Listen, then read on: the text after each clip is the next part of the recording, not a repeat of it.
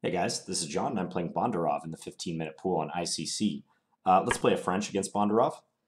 Believe this is a player I played before. And let's check their stats.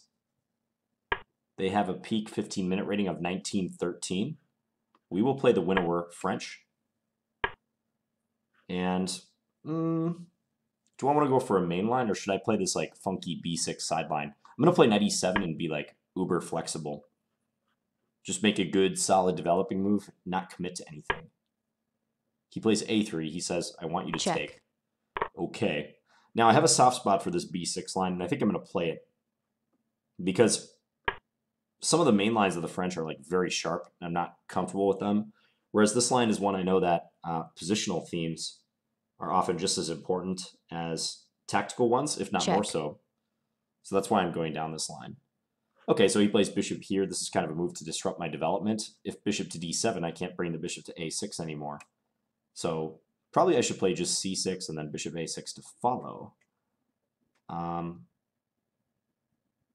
Just trying to think if there's any downside to doing that. I don't think so, because I can always play c5 later if necessary. So I think this is acceptable. Now we'll go here. So just trying to swap those light square bishops. This is his good bishop. He's already established several pawns on dark squares, which means that the prospects for this bishop may be limited.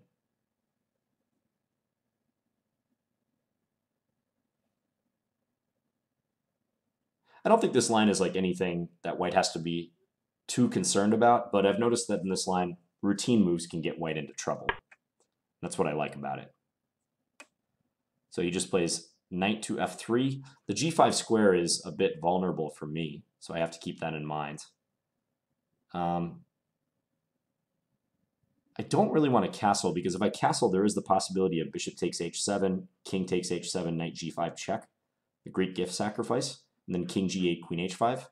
So I'm thinking I should take, or maybe play c5 right away. I mean, it seems inevitable that the bishops will get traded, so I'm kind of leaning towards taking. Let's do that. I wonder if he'll take with the queen or the pawn. Taking with the pawn like shores up the weak c4 square, but taking with the queen, there was something to be said for that too.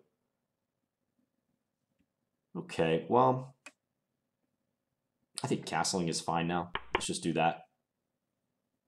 There is the possibility of bishop g5 with the pin. I might play f6 in that case. I can go c5 now if I want.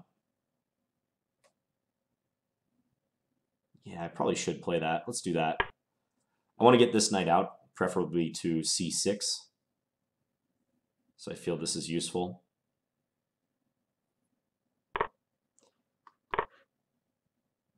So he gets rid of his doubled pawn. Plays d4. Okay.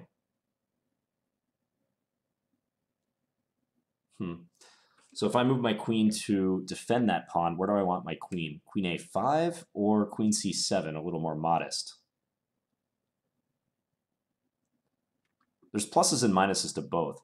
I mean, now that he's played d4, the c4 square is weak, so I'd love to play like knight c6 to a5 to c4 and settle in there with my knight. But if I play queen a5, I don't have that possibility.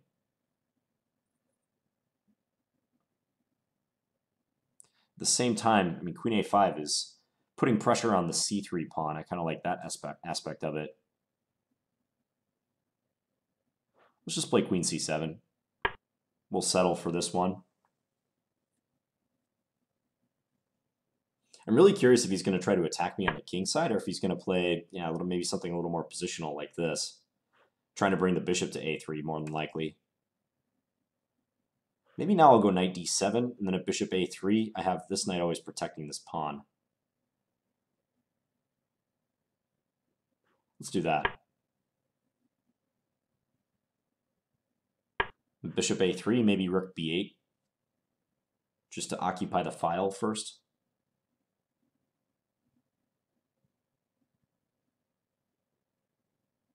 Maybe rook fc8, I'm not sure. Knight c6 is possible too. Let's play rook a b8. Let's do it that way. And then I'm thinking like this rook can come to c8. The b file is open, and the c file is likely to be open at some point when the tension is resolved. So it seems good to arrange our rooks this way. He's not playing for a kingside attack. I think that's pretty clear at this point. Okay, so let's do this. I suspect he's going to play rook fc1. Maybe to discourage me from ever taking here. But I kind of like the plan now of, as I was saying earlier, knight c6 to a5 to c4. Just come into that square. If knight c6 now, is rook b5 a concern? Probably not. I can always play a6. Yeah, let's do this. He's playing at a good pace. Maybe a little too quick if you ask me. I'm also playing at a pretty even clip. Move 17, and neither of us has used a third of our time.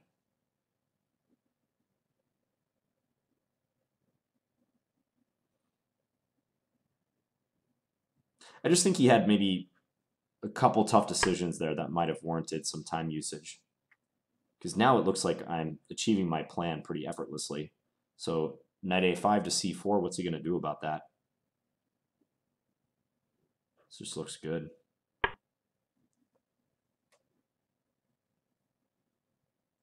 And this is the dream scenario. This is what we set out to do when we play b6, bishop a6. We hope eventually of occupying that c4 square right in front of the pawn that was doubled. You know, he used to have doubled c-pawns. He doesn't anymore. Queen g5. Playing for an attack. So what's the deal? So if knight c4, are you really going to play bishop takes c5? Is that what you're telling me? Seems to be the case. Taking on b1 first doesn't really make sense. I take b1, he takes. I take d4, he takes. Queen c2, there's rook c1. Yeah, so knight c4 would be consistent. To me, this move kind of looks like a shot in the dark. I don't know if I really get that move. Okay. We can go ahead with our plan. And I think he's all but forced to play bishop takes c5. I mean, there's very little chance he plays like rook a1 and passively defends the bishop. So I think he'll do that. So bishop takes c5. I can take with my knight. He takes with his d-pawn. The e5 pawn is then weak, but I can't win it. So probably I should just play queen takes c5 and be satisfied with my superior structure. And there's nothing in front of my king to defend, but how is he going to create threats? Like, he can't coordinate his queen and knight easily. He needs like his queen on h4 and his knight on g5 to hit the h7 pawn, but how does he achieve that? And even then, even if he were somehow able to do that, I could just play h6. Okay, so as sometimes happens, he plays the move that I said he was not going to play. I really dislike that move for him. For one thing, it might just not work tactically. Like, what if I take on a3, rook takes, and then just take on d4? He can't take back with the pawn because okay, he just resigned. Oh man, another standard game that's over quickly. Yeah, I mean, yeah, like this line is just winning a pawn for me, I think. He can't take this way because I take on c1, and if he takes the knight, like, I can pick up this pawn. It's just a clean pawn, and it's a pretty bad one for him to lose. Now he has no center pawns to my 2, and also the c and a pawns remain weak. So almost certainly he should have played bishop takes c5, and then knight takes c5, d takes c5, queen takes c5 was my intended continuation. And I think black is pretty solidly better here. I mean, in this area of the board, I have a huge advantage. I have more pieces, and the pawn structure and the pieces favor me. So like, his only chance really is on the king side. But like I said, how does he achieve much over there? Let's just add in the engine just to see what the eval is. Yeah, this is like already almost a decisive advantage. Like, I think if I am able to properly manage the position, I should be able to increase my advantage pretty easily from here. Let's go back to the beginning and have a look. You know, I always hate to see a game end pretty quickly, but this is kind of what you get sometimes. If I had more time, I would definitely record another one, but I do not today. So this b6 variation, I like it because it avoids a lot of the win-over mainline theory, which can get pretty crazy in the event of c5 or castles. There's a huge body of theory associated with both those moves. The French winnower can get really sharp, make no mistake about it. Even though the French sometimes has a reputation as like a dull opening, let's be clear, it can get really, really complicated pretty quickly, especially in the line c5, queen g4. How does it go? Take. It's a little weird seeing this from the black side. Take on d4, queen takes g7, rook g8, queen takes h7, queen c7, knight e2. This line, knight b c6, f4, d takes c3. This is the so-called poison pawn variation. Absolute insanity, some of these variations. Black tries to castle queenside a lot of times. So I prefer just this easier way of playing. b6. Check. Yeah, and he plays a disruptive move. c6 looks strange, but like I said, I'm likely to advance this pawn to c5. And the point of bishop b5 check is to disrupt the flow of my development. And if I were to play knight c6, then it's going to be harder to play bishop a6. And if bishop d7, he's going to drop his bishop back, and I can't go to a6 so easily. So that's why I played c6. He goes bishop d3. I went here.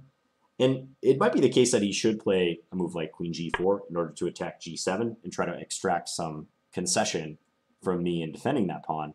I guess here I technically could castle, couldn't I? Because bishop h6 can be handled by knight g6 without a problem. So knight f3, take, c takes d3. Castled, he castled. I went c5. And I think he really could have benefited from maybe taking a little bit more time somewhere around here.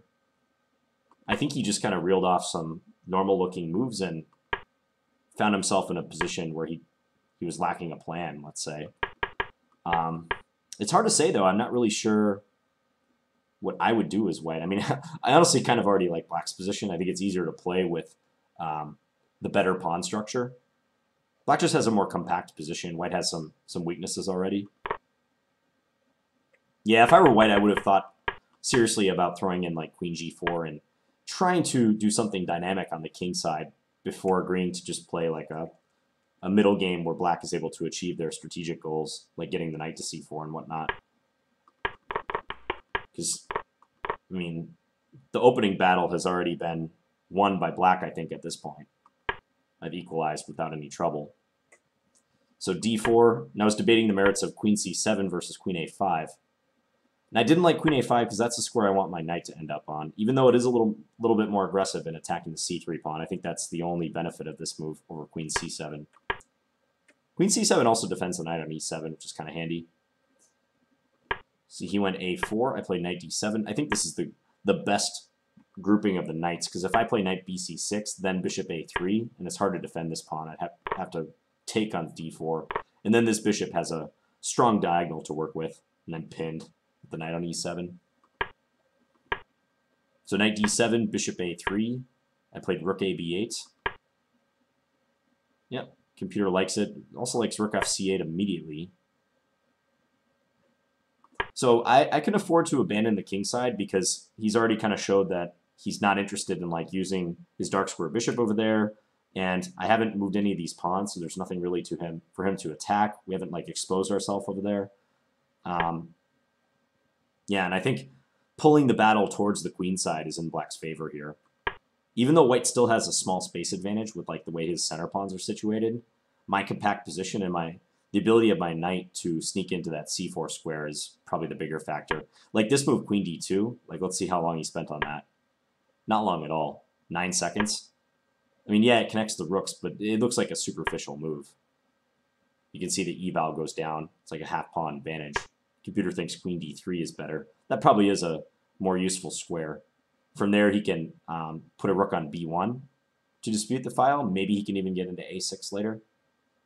It also puts the queen on a square where it would not be exposed to the knight attacking it when it gets into c4 eventually.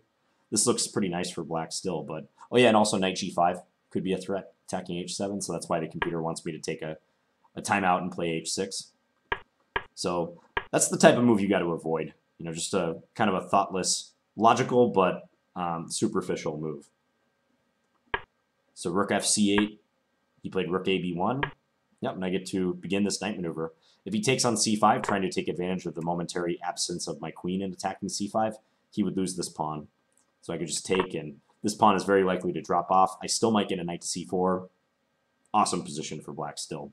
So he's got issues. I mean, again, this rook fc1 move looks fine, but what is he doing after knight a5? There's just not a clear plan. Yeah, it's already pretty bad for him. Nothing to do. He can't resolve the tension. He can't attack. He can't make use of his space advantage. And he's got knight c4 staring him in the face. So queen g5 here. Yeah, and that's just bad. But even in the event of this, as I was showing with the eval, I think black is doing very well. I like my long-term chances to win the a or the c pawn. If I were white, I'd probably do something like h4 now. Like trying to gesture at a kingside attack and maybe make something happen. You never know. Look for an opportunity to counterattack, because it will take black a while to like properly win these pawns, and maybe white can parlay that time into something tangible, although it's unlikely still. So, all right. I hope you guys enjoyed this standard game. I'll be back tomorrow with another standard video.